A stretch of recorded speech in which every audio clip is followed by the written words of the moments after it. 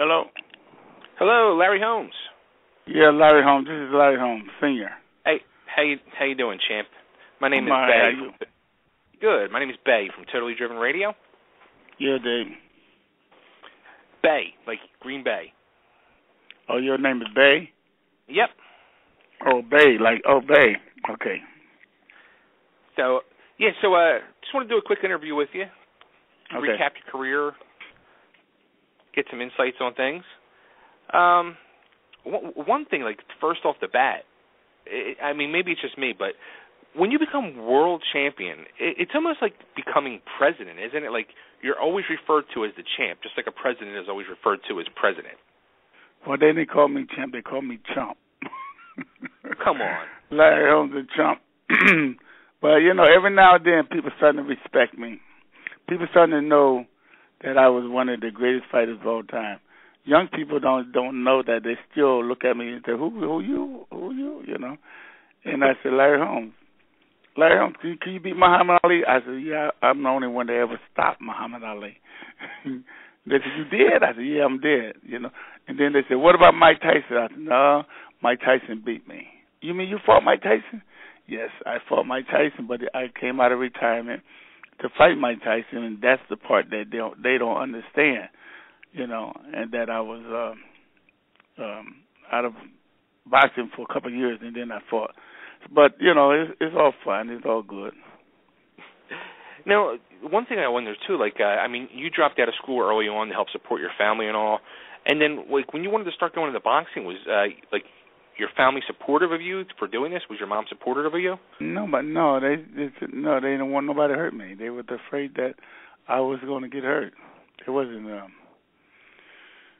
they didn't want me to box, but, I was a kid and joined the PAL, and, I wanted to do it. It was something that everybody else was doing until somebody said, we're going to New York and fight, and everybody quit except me.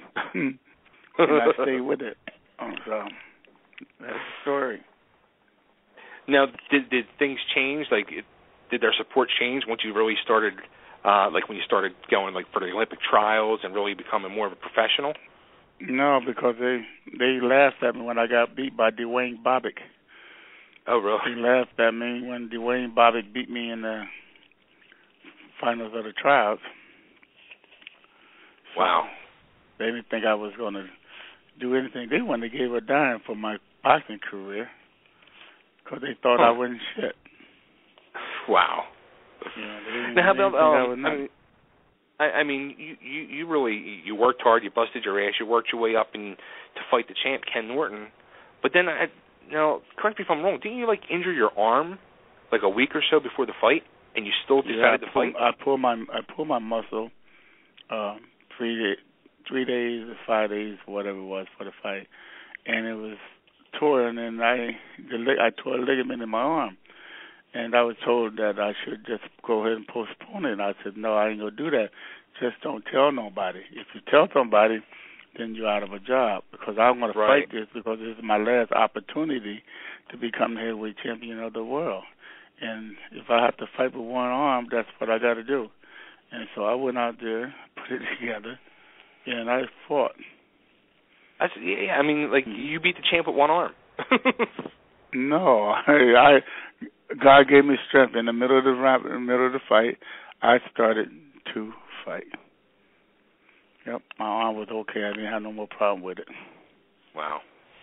Yeah. Now, early on in your career, you were a sparring partner of Ali too, correct? Yeah, I boxed with Ali many times. Joe Frazier. I was a sparring partner for Ernie Shavers. I was a sparring partner for everybody. A guy by the name of Ray Anderson. He was the light heavyweight champion at the time. I even worked out with him. Jeff Merritt, he just died. He was a big heavyweight upcoming. I was his sparring partner. I was a lot of guys' sparring partners, and I didn't mind because I was learning how to fight. Right. And they was not beating me up, and because I wouldn't let them beat me up. I was a pretty good amateur. And I hung in there with them. Oh, yeah, they hit me. Yeah, hit me as much as they could. But, at the end of the day, I was the one on the top. Right. Now, how was it going from, being a sparring partner from Ali early in your career and then having to fight him at the tail end of his career? Well, that wasn't good for me because he became my friend. He became my Yeah. boss, and it's kind of hard, like to fight when a guy that you learn to love and you give the opportunity and you travel with him and whatnot. It was kind of like hard, Yeah. to do that. Do you think you were holding back at all during that fight? Oh yeah, you had to hold back a little bit. Hold on a minute. Angel, would you get the door? You have to hold on. You had to hold back on him because if you didn't, you would hurt him. Yeah. And that's what I had to do. Yeah, leading up to this interview, I had, said to a few people I'd be talking to you, doing an interview with you, and a friend of mine said, he said, I watched that Ali Larry Holmes fight on closed circuit TV years ago. He said, I just remember sitting there shaking my head and just like feeling so sad. He goes, I don't know who I felt sadder for, either Ali or Holmes for the beating that he was putting on him. Well, don't feel sorry for me because I was the one that putting the beating on him. But you feel sorry for Ali because he made a date that the body couldn't keep, and Right. sometimes we do that in boxing. But you know what? I didn't hurt him. He got what he wanted, and that was the dollars, and I got what I want. That was just Dame Ali on my belt. But satisfaction, I got a little bit of it, but I still had the sadness, because. Yeah.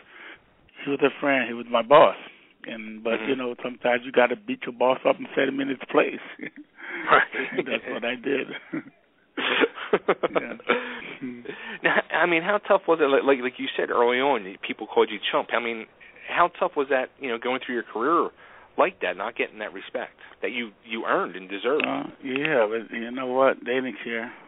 I was a copy of Muhammad Ali. My legs were too small.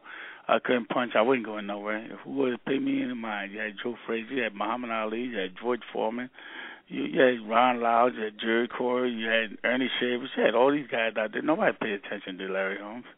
I was a little guy out of eastern Pennsylvania that nobody thought he was going to go anywhere. But I proved that all wrong. Right. Now, how about working with Don King? I mean, that must have been an experience. Listen, everybody talks about Don King, but Don King is a teacher. If you look at him, listen to him, and you work with him, you'll learn a lot. And that's what I did. Okay, he might have took a little here, a little there, or I might have thought I needed or wanted or should have got a little bit more than I got. But you know what? If you look at it all and put it all together, I learned a hell of a lot from Don King. Right. And a lot of people say, oh, he was this, he was that. One thing he did, he promoted fights. He put you out there. If you won, you won. If you didn't, you didn't. And he'll promote you again. Till you ain't got no more fight left in you. That's what Don King did. And he's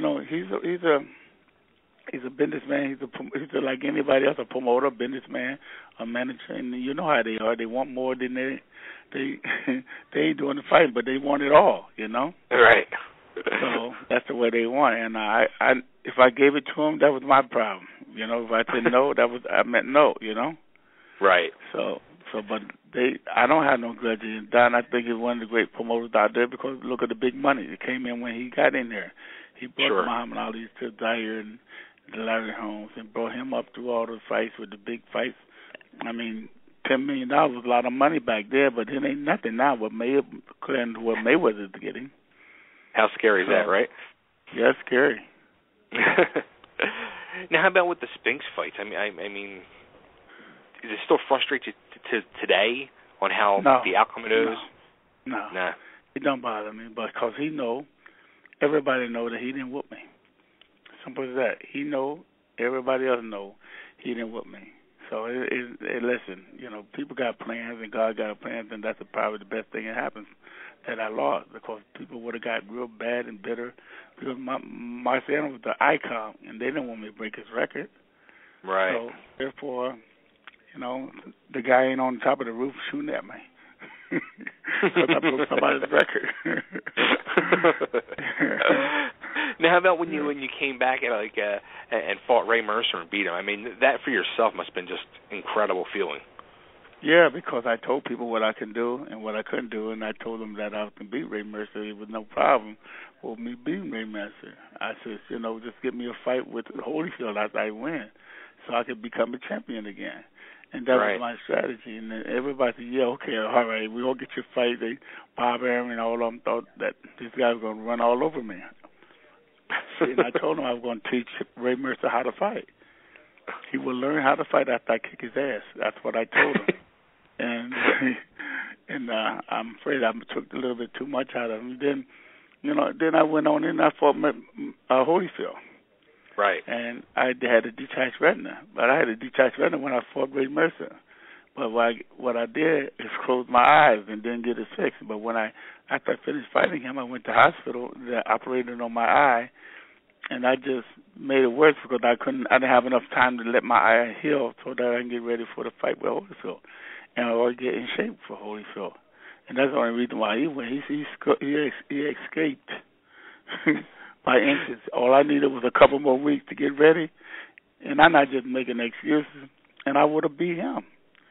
But so like I said, God makes fans. But I mean, you're having it's like a major surgery you're having on your eye. Why not say, look, I need extra time here? They wouldn't have gave it to me. They wouldn't have given me extra. They'd have went right around me. Wow. They didn't like me in boxing then. They don't like me in boxing now. They would have went right around me, because I'm not a George Foreman and a big puncher or a guy who talks the Bible all the time and. I'm not like that, and I'm just a guy that say it like I see it, And they wouldn't have liked me. Bob Arum never really liked me because he told me he didn't like me. You know what I mean? Don King, he didn't. He put up with me, but he got to like me at the end because I was always the bread and butter, So right. So I just went on and did what I could do. And how about when you fought Tyson? I wasn't ready for that at all. And I'm not making excuses because that's what it sounds. But I was off for 2 years. I was singing with my band. I was traveling the country, all over, and drinking and everything else. But Don said I had 6 or 8 weeks or more to train to get ready for the fight. And next thing you know, I'm going to ring with Mike Tyson. Wow. And I didn't expect to win, but I was going to give it my best shot. And then what happened is my arm got caught in the rope when I thought I had him set up for the punch. And he hit me, and I went down and down and down, and the referee stopped the fight. But no animosity against Mike Tyson, and he would have told you he wouldn't have stood a chance if I was right. If that was the young Larry Holmes. But it don't matter. Mike Tyson's a good guy, but people they take him wrong. Yeah. And but he's a good guy, man, and I like dealing with him and talking to him. Now, looking back over your career, who do you think was your toughest opponent? Kenny Norton, June 9th, 1978, was my toughest opponent. He was tough. He didn't play. He was strong, whatever. Kenny Norton was the guy. And that's the guy I beat. That's the guy that I talk about. May his soul rest in peace. He was the boxer. He was the fighter. He was the man, when I went into that ring to fight him for that title. Who hit you the hardest? Ernie Shavers. He hits the hardest than anybody I ever fought. I still feel it 30 years later. What do you think is your proudest moment of your career? June 9th, 1978, when I put the belt on me and said the new heavyweight champion of the world. That was my proudest moment. That gives me chills just hearing it said. Let alone if the belt's being put around my waist, I can't imagine. Yeah, well, Kenny Norton got me that belt, and I thank God for the Jose Silliman and the WBC for standing up to make him fight as mandatory so that I can get the opportunity to fight for that title and I win that title, and that's what I did. Right. Now, you have one son, correct? That's it, Larry Jr. He's a host at the casino. I think it's the one in Connecticut. He's a host up there, and he's doing good. Did he ever have inspirations to follow in your footsteps? Yeah, but I wouldn't let him. I told him no. That was my question. Would you let him do that? Nah. Too hard. Too many people out there trying to get you. Too many obstacles you got to climb over. Right. Now, what do you think of the sport today? What's Mitch? Can you say that again? I'm sorry. What do you think of the sport of boxing today? I don't know. all I watch is Mayweather. Some other guys I don't. It's not interesting to me. It's not interesting to me. How about the whole UFC MMA? Say that again. How about the whole UFC MMA explosion? Oh, they can have that. I'm kidding. Not a fan? Nothing there. No. One second. I need you to hold for 1 second. Angel, write a letter to my sister Dale and say this is it. Give it to her. Make you know where she lives, right? Yeah. Roger. I'm right on the south side, on the top of the hill. I need to get that 400. I'm sorry. That's okay. So do you think like the whole UFC thing has kind of killed the sport of boxing? Oh, it's giving boxing a run for the money because a lot of people see and like what they see, and I don't like what I see because they don't do nothing. Yeah. They don't throw punches. They excuse me. Sorry. They just back up. They try to throw a punch, and when they throw the punch or two punches, they grab and hold, throw you down, and choke the heck out of you. Wow. And then if you surrender. You know what I mean? So it don't mean anything to me. Those guys are not fighting like we fought. Right. Yeah. I can't get into it either. And I actually come from a pro wrestling background. I did pro wrestling for about 15 years, and I still can't get into the UFC stuff. You can do it then, because you know how to do it. You grab one of them guys, take them down, and put that chokehold on them. There you go. Yeah. Now you know how to do it, because if you don't know how to wrestle, then you shouldn't be in that. Right. But a fighter just throwing punches, he better know how to wrestle too. So what are you doing now to keep yourself busy? You still have going? Yeah, I got a lot of things I be doing. I be trying to keep myself busy because that's how I make money. Sure. I try to run my nightclub, my restaurant, and I do make personal appearances, and I do the Mike Tyson situation. I do that, and that's it. Nice. Yeah, another friend of mine. He actually, I was telling him earlier. I said, "Yeah, I'm going to be interviewing Larry Holmes this afternoon." He goes, "I remember years ago." He goes, "I was a kid." He goes, "I got picked up by the Holmes Express and brought up to Easton, Pennsylvania, and to come meet Larry." And he said, "Your brother was driving the bus." And he also said, "You wouldn't believe." He said, like Larry was walking around, like I guess it was at your offices or something. He said Larry was just like a normal guy, dressed like a maintenance guy, like cleaning up the building and stuff like that." He goes, "It was just mind blowing to me." Oh, hey, listen, money don't change me. I just have to use that every time I need to do something to change. But I just do my thing. I'm here, man, in Eastern Pennsylvania, man, for like 56, 57 years. I'm here. I ain't going nowhere. I ain't going to do nothing different. I'm just going to keep doing what I'm doing. Talk to anybody and everybody. And every now and then I take 2 or 3 beers, and sometimes more than that. And I'm normal. You know what I'm saying? Right on. Wow. All right, Larry, well, thank you so much for your time. It's been a lot of fun. Anytime, call back. Real quick, if you can just cut a quick ID for me. This is Larry Holmes, and you're listening to Totally Driven Radio. Total what? Totally Driven Radio. Total Driven Radio. Tell me when. Go for it. Hi, I'm Larry Holmes, former heavyweight boxing champion of the world. You're listening to Total Driven Radio. Tune it in. It's a knockout.